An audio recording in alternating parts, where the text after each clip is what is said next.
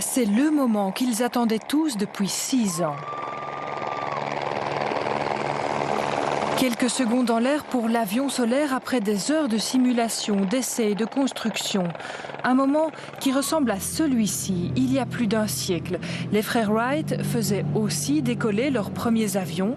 Mais ce qui fait la différence aujourd'hui, c'est l'énergie solaire. Le but étant de charger les batteries pendant la journée tout en faisant tourner les moteurs et aborder la nuit de manière à pouvoir traverser la nuit sur les batteries, atteindre le jour suivant, recharger les batteries, refaire la nuit suivante, le jour suivant, et de cette manière-là approcher le vol perpétuel sans aucun carburant. Un avion de ce type avec un seul pilote demande une conception très spéciale. C'est-à-dire qu'il doit déjà avoir une envergure immense, c'est l'envergure d'un Airbus 340, c'est-à-dire 64 mètres, pour le poids d'une voiture, 1600 kg.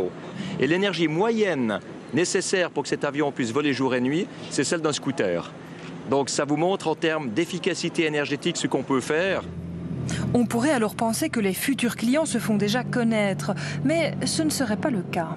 Parce que c'est clair qu'un avion solaire qui volera sans carburant avec 200 passagers, c'est pas pour demain.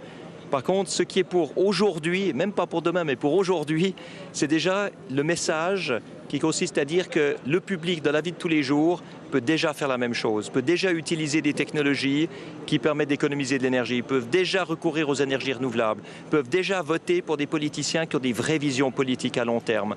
Tout ça, on peut le faire aujourd'hui, c'est ça qui changera le monde.